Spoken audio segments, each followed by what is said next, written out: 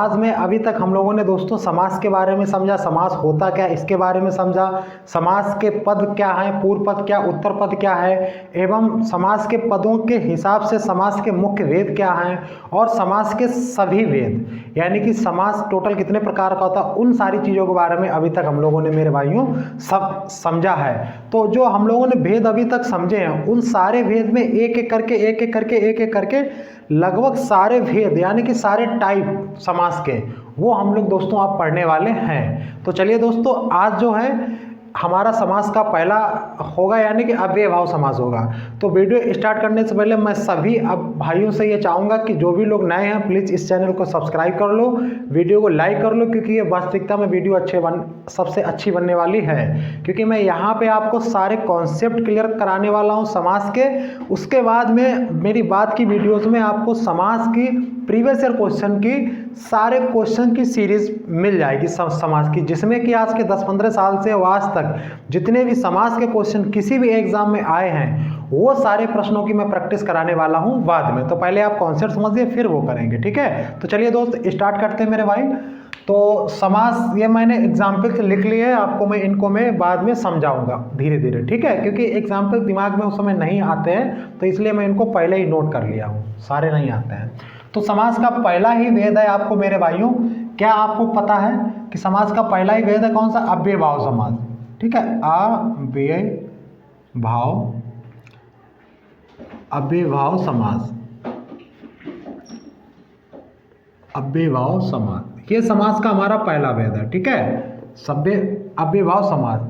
अब बात ये आती है, देखिए जिनको ये पता नहीं कि समास कितने प्रकार के, तो वो पहला वाला वीडियो देख लें। चलिए दोस्त, अब अव्यय भाव समास, सबसे पहला समास अव्यय भाव समास है क्या? तो मैंने आपसे कहा था कि जिसका प्रथम पद यानी कि प्रथम पद का मतलब पूर्व पद, दोनों एक ही बात है, यानी कि जिसका पूर्व पद, जिस समासिक शब्द का पूर्व पद या प्रथम पद मेरे भाई क्या क्या हो, या तो अव्यय हो, अव्यय का मतलब जिसको दो अलग अलग वर्डों में तोड़ा ना जा सके, अव्यय जिसका व्यय ना कर जा सके, अव्यय हो, या संज्ञा हो प्रथम वर्ड, या सर्वनाम हो प्रथम वर्ड, ठीक है, या विशेषण हो,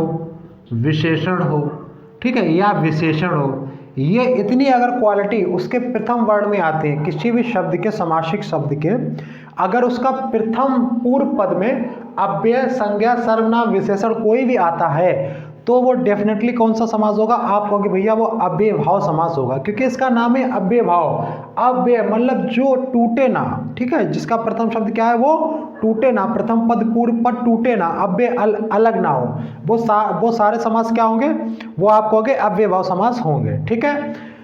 सेकेंड, उत्तर पद से हमें कोई मतलब नहीं है इसमें, ये बात आप समझ गए। अव्यय भाव समास बिल्कुल आप समझ गए होंगे। अब देखिए इसके मैंने उदाहरण, तो उदाहरण जैसे अगर हम लोग बात करें कि देखिए ये यथाशक्ति, हम लोग जरा एक एक समझते हैं दोस्तों।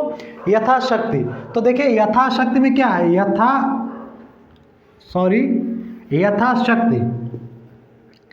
यथाशक्ति, तो इसका मतलब है कि हमने आपको बताया भी था शायद, ये शक्ति के अनुसार, इसका समास विग्रह करेंगे तो क्या होगा? समास के अनुसार। अब देखो अगर हम इसको एक बार मैं आपको फिर बता देना चाहता हूँ डिटेल में, यथा धन शक्ति, ठीक है, तो क्या होगा? शक्ति के अनुसार। इसका अगर हम लोग समास विग्रह करेंगे तो शक्ति के अनुसार, ठीक है।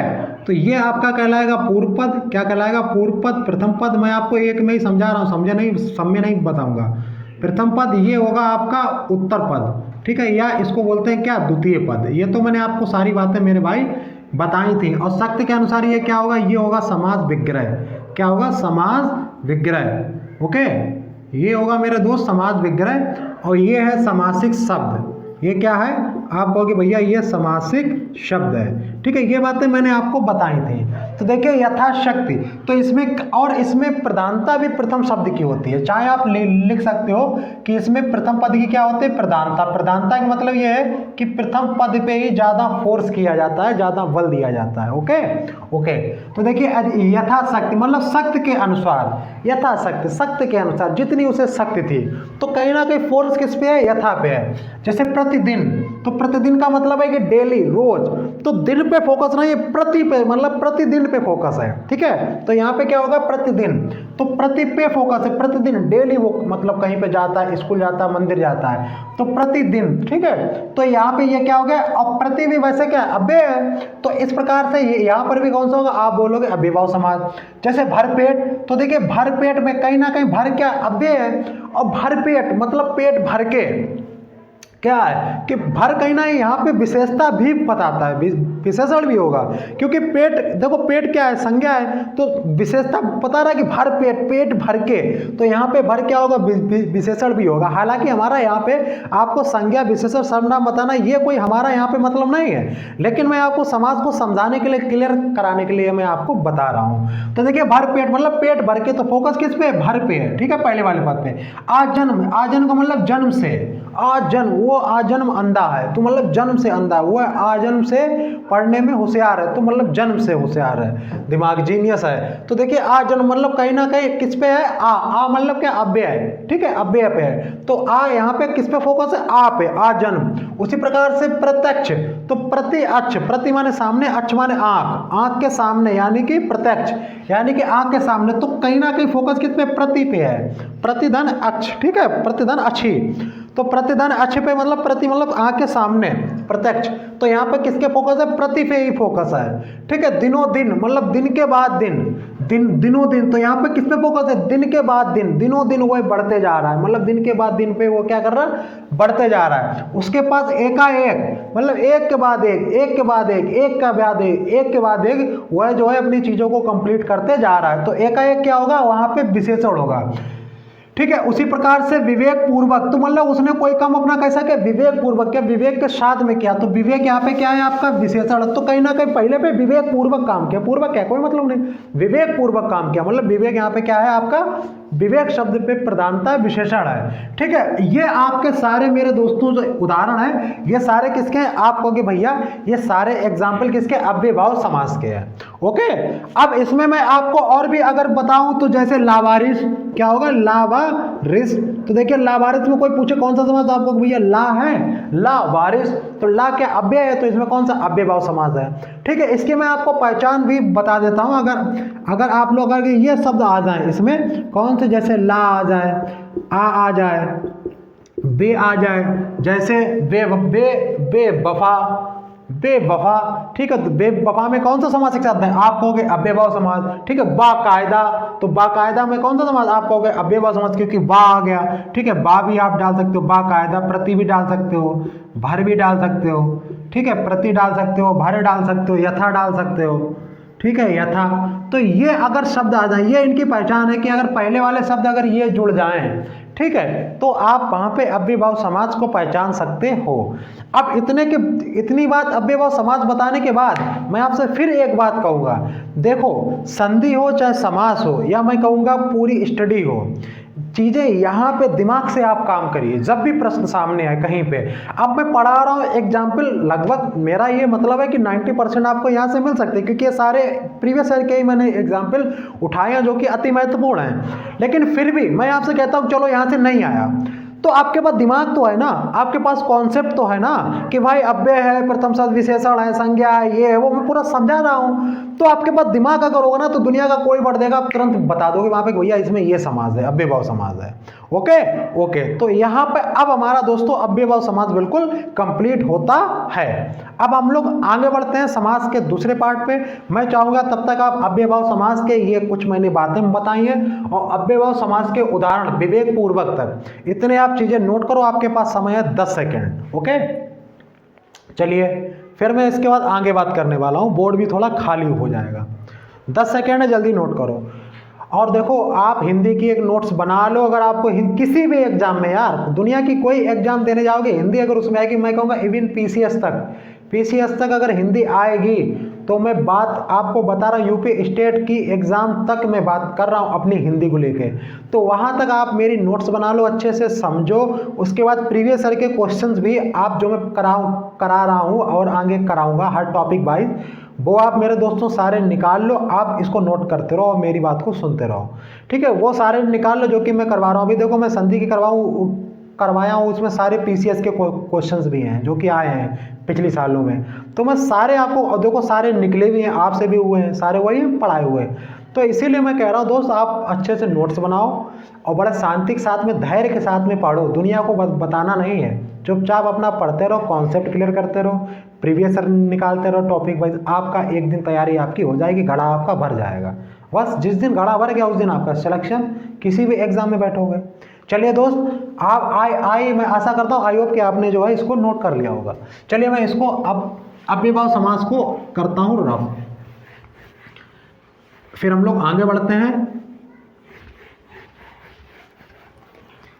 और आप यहाँ पे पढ़ने के बाद आपको कोई भी किताब की पढ़ने की ज़रूरत नहीं, ठीक है? क्यों? क्योंकि भाई जो मैं पढ़ा रहा हूँ ना, ये मैं कम से कम 7-8 किताबें मिला के और प्लस हमारी पहले की नोट्स हैं वो, तो 7-8 बुक्स हैं हमारी, उनको मैं रख के फिर पूरा अपना नोट्स रख के पूरा फिर आपके लिए मैटर कंटेंट तैयार करता हूँ। तो आपको कोई इतनी मेहनत करने की उसके लिए मैं कर रहा हूँ मेहनत, आपको बस ये वीडियोज़ हमारी अच्छे से देखनी है, प्रैक्टिस करनी है बस, और आपको कोई मतलब नहीं। चलिए दोस्तों, हमारा दूसरा समास का भेद है और बहुत ही महत्वपूर्ण है, उसको बोलते हैं तत्पुरुष समास। कौन सा बोलते हैं? तत्पुरुष समास।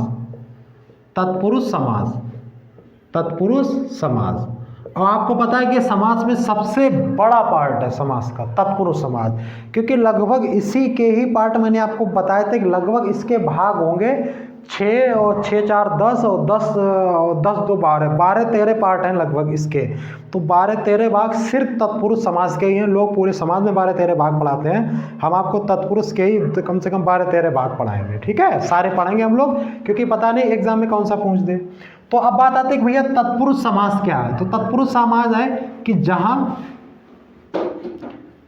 उत्तर पद आप समझ गए होगे, बताओ तो आप कहोगे द्वितीय पद, ठीक है? यहाँ पे मैं लिख दूं द्वितीय पद जो नए है, क्योंकि मेरा मानना है कि सबके समझ में आना चाहिए। द्वितीय सीधा लिखो अपना हिंदी में दूसरा पद, ठीक है? दूसरा पद, बस ऐसे सिंपल। जहां उत्तर पद दूसरा पद की प्रधानता हो एवं पूर्व पद गौड़ हो। तो गौड़ का मतलब हो कि अपना चुपचाप हो, शांत हो, कोई उससे ज़्यादा मतलब ना हो, ठीक है? गौड़ हो। लेकिन प्रधानता बात किसकी हो? बात भैया यहाँ पे उत्तर पद की हो, मतलब बाद वाले की बात हो। तो जिसमें भी बात वाले वो सारे क्या कहलाएंगे? आप कहोगे तत्पुरुष समास। अब तत्पुरुष समास के बच्चे हैं और बच्चों के बच्चे हैं, वो हम लोग अभी बात करने वाले हैं, ठीक है?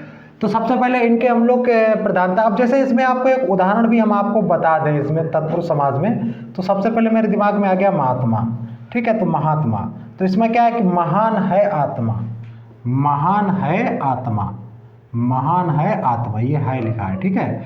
अब देखिए इसमें जो प्रधानता वो किसके? आत्मा के है ना, महात्मा। तो इसमें किसके प्रधानता? आप कहोगे आत्मा, भाई आत्मा ही तो है, भाई आत्मा ही तो महान है, तो इसमें प्रधानता किसके? आत्मा। तो इस प्रकार से अब जैसे अगर हम लोग दूसरी बात करें तो आप यहाँ पे डाल सकते हो कि क्या? आप कहोगे राजकुमार, ठीक है? तो राजकुमार, तो इसमें प्रधानता किसकी? कुमार की है, ठीक है? राजकुमार भी डाल सकते हो, राजकुमार, ठीक है? अब आप डाल सकते हो हिमालय, चलो मैं आपको बता ही दूं, हिमालय। तो हिमालय का मतलब क्या है? हिम का मतलब क्या? आप कहोगे बर्फ, और आलय का मतलब क्या? आप कहोगे घर। तो क्या हो जाएगा? बर्फ का घर का मतलब हिमालय। तो हिमालय मतलब हिम मतलब बर्फ, और आलय का मतलब क्या है? आश्रय, घर, ठीक है? तो अब यहाँ पे जो विशेषता वो कहीं ना कहीं किसकी है? आलय की है। विद्यालय, विद्या का आलय, विद्या का आश्रय, विद्या का निवास, विद्या का घर। तो विद्यालय, तो उसमें वो सारे समाज में कौन सा है? इन सारे में तो तत्पुरुष समाज है। अब हम लोग बात करते हैं कि तत्पुरुष समाज में कौन से भेद है, कितने क्या क्या चीज़ें हैं, ठीक है? तो ये मैं तत्पुरुष समाज के आपको मैंने बता दिया है, ठीक है? तो अब देखिए तत्पुरुष समाज के भेद, तो मैं इसको एग्जाम्पल को यहाँ पे फिलहाल के लिए रख करता हूँ, ठीक है? आपको समझाने के लिए मैंने एग्जाम्पल ले ली है, तो इतनी बात समझ में आ गई। अब देखिए कि तत्पुरुष समास के भेद, सबसे पहली बात है कि विभक्तियों के आधार पे तत्पुरुष समास के भेद, तो उस पर हम लोग पढ़ लेते हैं, ठीक है? तो आप इसके बाद हेडिंग डालना क्या? आप कहोगे भैया कि विभक्तियों के आधार पे, विभक्तियों के आधार पर, भाई देखो हमारी राइटिंग तो अच्छी नहीं है, ठीक है। तो भाई इसको आप जैसे भी मैनेज करना, क्योंकि ये अच्छी हो नहीं सकती है। मैं कोशिश कर रहा हूँ और अच्छा करूँगा, लेकिन क्या करें, विभक्तियों के आधार पर तत्पुरुष समास के भेद, क्योंकि यार तत्पुरुष समास के भेद, क्योंकि मैं मैथ भी पढ़ाता हूँ, तो भाई मैथ वाले बंदे कैसी होती है, विभक्तियों के आधार पर तत्पुरुष समास के भेद। ठीक है, ये आपकी हेडिंग है, इसको आप डाल लेना, ये मैं ऐसे करके ये। ठीक है, तो मैंने क्या वो बोल दिया कि विभक्तियों के आधार पर तत्पुरुष समास के भेद। और कितने प्रकार के होते हैं, आप कहोगे भैया 6 प्रकार के होते हैं। कभी कभार ये भी पूछ लेता है कि विभक्तियों के आधार पर तत्पुरुष समास कितने भेद होते हैं, तो आप कहोगे 6 प्रकार के होते हैं। तो अब हम लोग 6 प्रकार को पढ़ने वाले हैं। उसमें से दोस्तों पहला प्रकार ही हम लोग पहले पढ़ेंगे, उसको बोलते हैं, अब देखिए इसकी भी एक कहानी है, उसको भी आप देखो, उस चीज़ों को समझते चलो यार, समझना बहुत इंपॉर्टेंट होता है। अभी मैं आपको पढ़ाऊंगा कारक, जब संज्ञा सर्वनाम पढ़ाऊंगा तब कारक। तो कारक आपसे अगर कोई पूछे तो टोटल कितने 8 टाइप होते हैं। कारक के कितने होते हैं, 8 टाइप। तो कारक का एक तो ऊपर का टाइप यानी कि कर्ता कारक, और सबसे नीचे का टाइप संबोधन कारक। इन दोनों कारकों को छोड़ के जो बीच के 6 कारक बचे, जिनको अभी मैं बताऊंगा, उन्हीं से समासकार तत्पुरुष समास का निर्माण होता है, उन्हीं विभक्तियों का लोप हो गए। तो अगर ये भी प्रश्न बनता है कभी कभी कि अगर वो ये पूछे कि कौन से कारक को छोड़ के, मतलब विभक्तियों को छोड़ के तत्पुरुष समास बनता है, तो 2 कौन से, कर्ता और संबोधन। ठीक है, तो ये प्रश्न आपका बनेगा, प्रीवियस ईयर में कहीं पूछा गया, मुझे याद है। तो यहाँ पे तो आप कहोगे 2 कारक, कौन से, कर्ता कारक सबसे ऊपर वाला, मतलब जो कर्ता विभक्ति है, और सबसे नीचे संबोधन। कर्ता और संबोधन को छोड़ के और सारी विभक्तियों से तत्पुरुष समास का निर्माण होता है। ओके, विभक्तियों का लोप होके। तो अब हम लोग पहली विभक्ति का चलते हैं, तो कर्ता वाली छोड़ दो, तो पहली कौन सी आएगी, कर्म। तो आप बोलोगे कर्म तत्पुरुष समास, कर्म तत्पुरुष समास। ओके, इनको अच्छे से कॉपी में नोट करना भाई, कर्म तत्पुरुष समास। अब कर्म तत्पुरुष समास कहाँ है, आप कहोगे जहां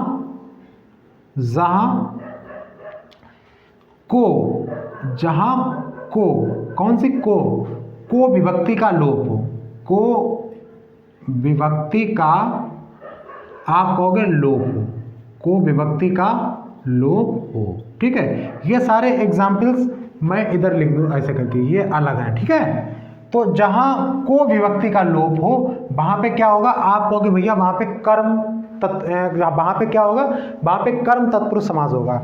और इसका मैं कारक जब पढ़ाऊंगा तब भी आपको बताऊंगा, इसका चाहो तो आप इस तरीके से याद भी कर लो सारे। अगर ये मैं 2 मिनट में आपको बता दिए दे रहा हूँ कि ये अगर चाहो तो इसको साइड में लिख के याद कर डालो, जरूरी है याद करना। हिंदी अगर आपको सीखनी तो आपको ये याद करना पड़ेगा। कैसे, आप कहोगे भैया कर्ता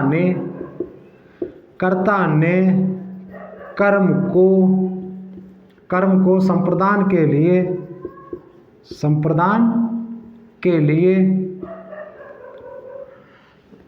कर्ता ने कर्म को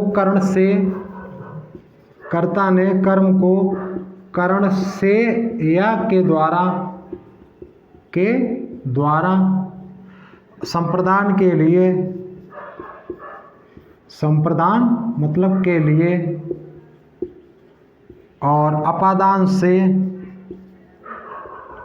ये 2 मिनट की चीज़ें आपको आना चाहिए, इसलिए मैंने कहा लाओ बता दें। अपादान मतलब यहाँ पे अलग होने का बोध है। ठीक है, अलग होने का बोध। अपादान से अधिकरण में या पर,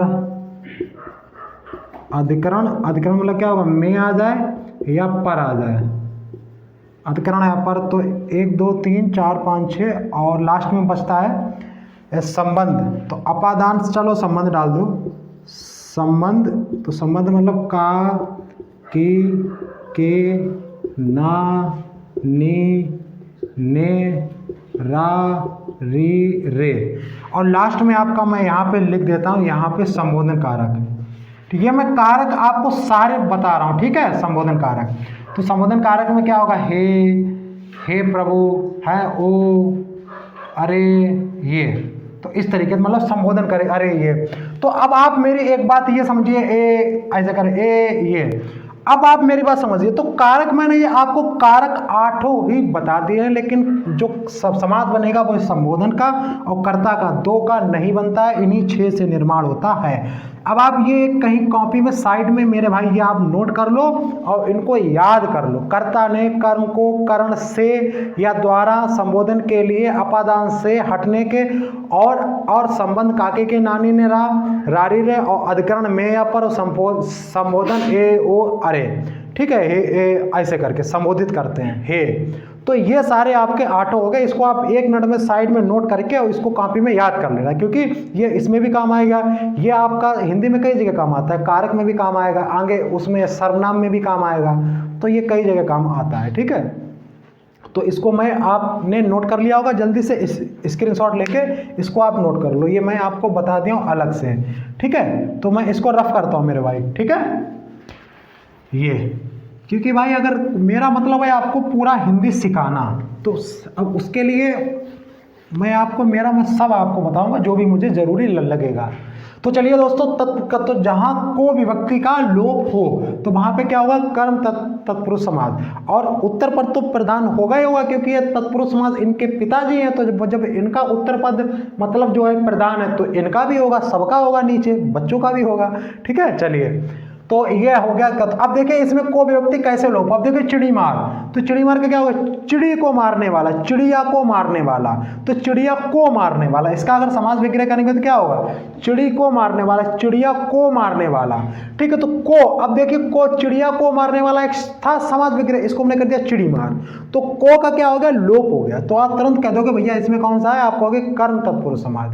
अगर हम करें यश प्राप्ति, तो यश को प्राप्त करने वाला, यश को प्राप्त करने वाला, तो यश को प्राप्त करने वाला आपने कहा यश प्राप्ति, तो को लोप हो गया। तो आप तुरंत कहोगे भैया इसमें कौन सा है, आप कहोगे कर्म तत्पुरुष समास, ठीक है। अब जैसे जेब कतरा, तो जेब को कतरने वाला, जेब को काटने वाला, तो जेब को काटने वाला कहोगे जेब कतरा, तो को हो गया लोप। तुरंत आप कहोगे भैया इसमें कौन सा है, इसमें है कर्म तत्पुरुष समास।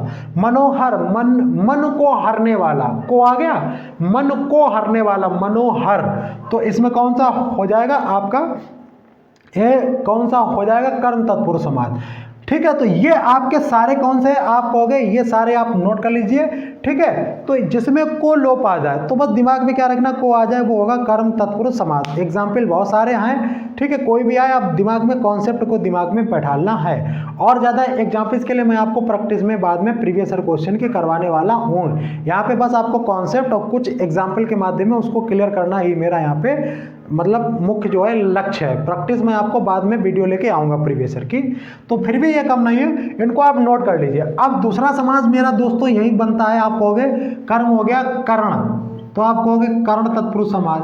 कौन सा है, आप कहोगे कि भैया कर्ण तत्पुरुष समास। अब मेरे लाल दोस्त आते कि कर्ण तत्पुरुष समास का है, तो आप कहोगे जहां विभक्ति तो से या के द्वारा माध्यम, आप बोल सकते हो माध्यम के द्वारा, मतलब माध्यम माध्यम माध्यम माध्यम मतलब जहां विभक्ति से या के द्वारा, ठीक है, माध्यम का लोप हो तो वहां पे कौन सी होगी मेरा लाल, कर्ण तत्पुरुष समास। कर्ता ने कर्म को कर्ण से या द्वारा, तो कर्ण तत्पुरुष समास। अब जैसे अकाल पीड़ित, तो अकाल से पीड़ित और अलग होने के यहाँ बोध है नहीं, इसलिए यहाँ पे अपादान नहीं होगा, ठीक है। तो अकाल पीड़ित, अकाल से पीड़ित है, तो क्या हो गया अकाल पीड़ित। दुख भरी, दुख से भरी, ठीक है, तो क्या होगा दुख भरी, तो इसमें भी कौन सा होगा कर्ण, क्योंकि क्या होगा दुख से भरी, तो आप बोल दोगे दुख भरी, तो से का हो गया, क्या हो गया, आप कहोगे लोप हो गया। रेल यात्रा, रेल के द्वारा यात्रा, या रेल से यात्रा, या रेल के द्वारा यात्रा, तो इसमें कौन सा होगा कर्ण तत्पुरुष समास, ठीक है। शोकाकुल, शोक से व्याकुल, शोक से आकुल, तो शोक से आकुल से आ गया, तो आप कहोगे इसमें कर्ण तत्पुरुष समास। तो ये दोस्तों जो आपके हो गए, ये हो गए कर्ण तत्पुरुष समास के आपके क्या हो गए उदाहरण। कोई दिक्कत है, कोई दिक्कत नहीं, बहुत ही सरल है। आगे बढ़ते हैं मेरे दोस्त थर्ड पार्ट की ओर। तो थर्ड पार्ट जो आपका होगा, तो संप्रदान लिख लो, संप्रदान तत्पुरुष समास, संप्रदान तत्पुरुष समास। अब संप्रदान में क्या है, आप कहोगे कि जहां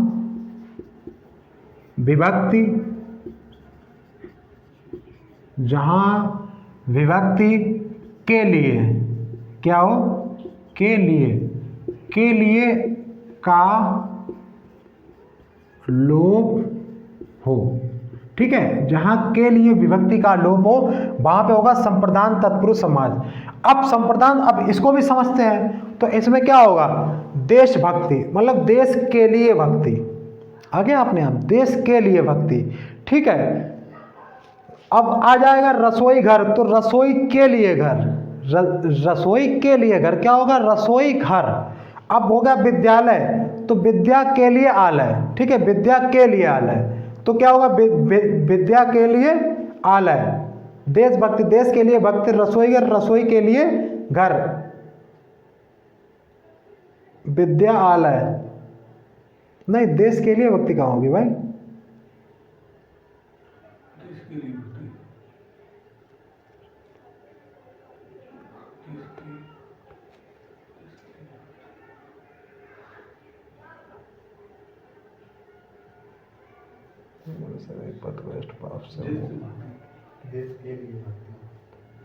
देश की भक्ति, रसोई का घर, विद्या का आलय, शपथ का पत्र, कमल पत्र भ्रष्ट, देश के लिए भक्ति।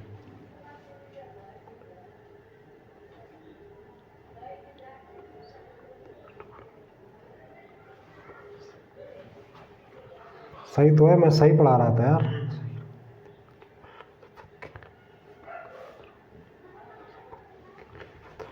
मैं सही पढ़ा रहा था, चलो मैं रुक गया, कोई बात नहीं। चलो इसको भैया थोड़ा सा एडिट कर देना यहाँ पे। ठीक है, तो मैं इसको क्या कर रहा हूँ, तो मैं वहीं से, मैं सही था अपनी जगह पे, मैं चुप हो गया, कोई बात नहीं। तो फिर मैं वहीं से स्टार्ट कर रहा हूँ। ठीक है भैया, तो यहाँ पे थोड़ा सा आप एडिट इसको कर देना, इस वीडियो को थोड़ा यहाँ पे एडिट कर देना, कोई बात नहीं, मैं सही था। चलिए आगे, तो अब देखिए, तो हम लोग वहीं से स्टार्ट करते हैं, मतलब कहाँ पे थे, यहाँ पे मैं पढ़ा रहा था, देश के लिए भक्ति, रसोई घर, विद्यालय, है ना, हाँ सही था। तो अब क्या है, शपथ पत्र। तो देखिए शपथ पत्र क्या है, तो शपथ के लिए पत्र, शपथ के लिए पत्र। तो अब यहाँ पर भी किसका मतलब लोप हो रहा है, के लिए, तो शपथ के लिए पत्र, तो किसका बोध हुआ, के लिए।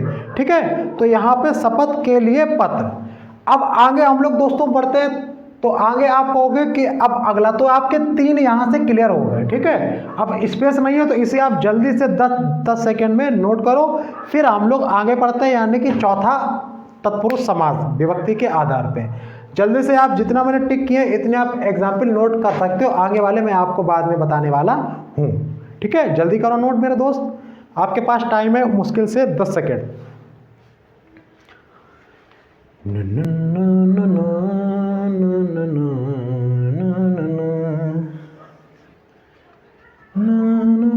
रब करें, चलो भाई, कर्म तत्पुरुष समास, ये लो या, ये लो या, ये लो या, ये लो या। चलिए अब दोस्त हमारा चौथा कौन सा है, तो ये मैं अब रफ कर सकता हूँ। ठीक है, क्योंकि ये सारे आपको मैं समझा दिया हूँ, कोई दिक्कत नहीं है। अब दोस्तों हमारा आता है समास का, आप कहोगे भैया पार्ट आता है हमारा चौथा, समास का चौथा पार्ट। और चौथा पार्ट कौन सा होगा, तो आप कहोगे कि अभी तक हम लोगों ने अपादान, अपादान, तो चौथा होगा अपादान तत्पुरुष समास, अपादान तत्पुरुष समास। अब ये क्या होता है, तो अपादान अभी मैंने आपको बताया था, जहाँ पे से अलग होने का बोध हो, तो आप बोल सकते हो कि जहाँ विभक्ति,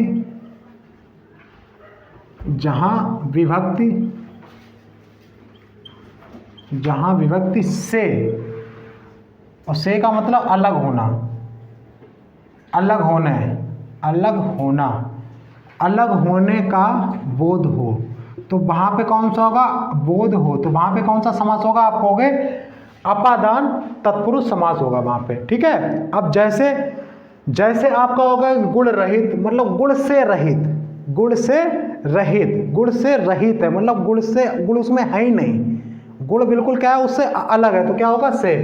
पथ भ्रष्ट, वो तो पथ से भ्रष्ट हो गया, पथ से ही अपना हट गया, तो अलग हट गया, देखो आ गया, अलग हो गया, तो इसमें कौन सा होगा, अपादान। पाप मुक्त, मतलब पाप से मुक्त है, यानी कि एकदम बिल्कुल प्योर है। क्या है? पाप से क्या है? मुक्त है। तो एकदम क्या है मेरे लाल? तो आप कहोगे बिल्कुल प्योर है, पाप से मुक्त, अलग है पाप से। जन्म रोगी, तो जन्म से रोगी, ठीक है। तो क्या होगा?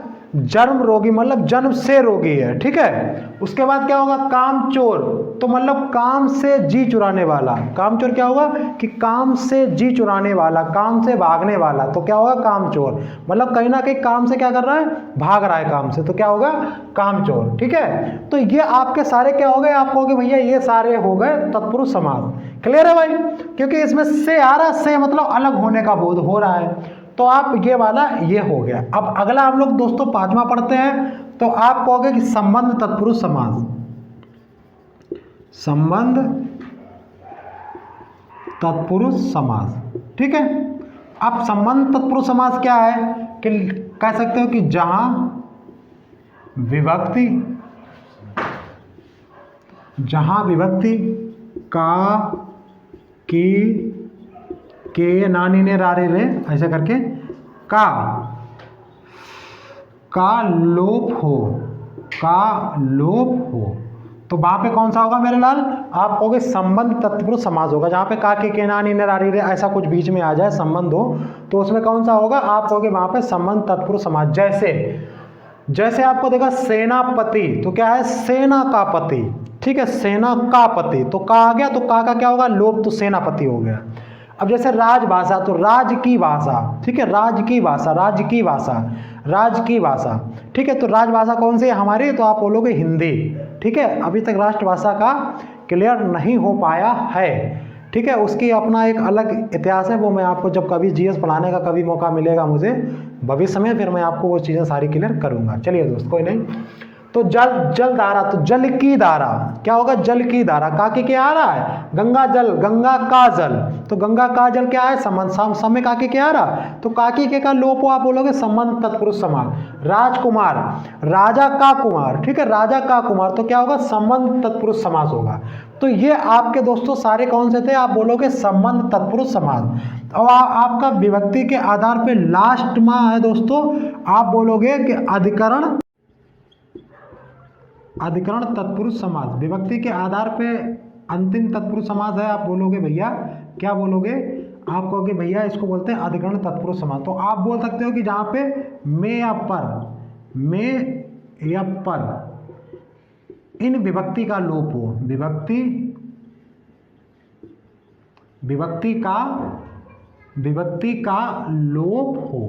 विभक्ति का लोप हो।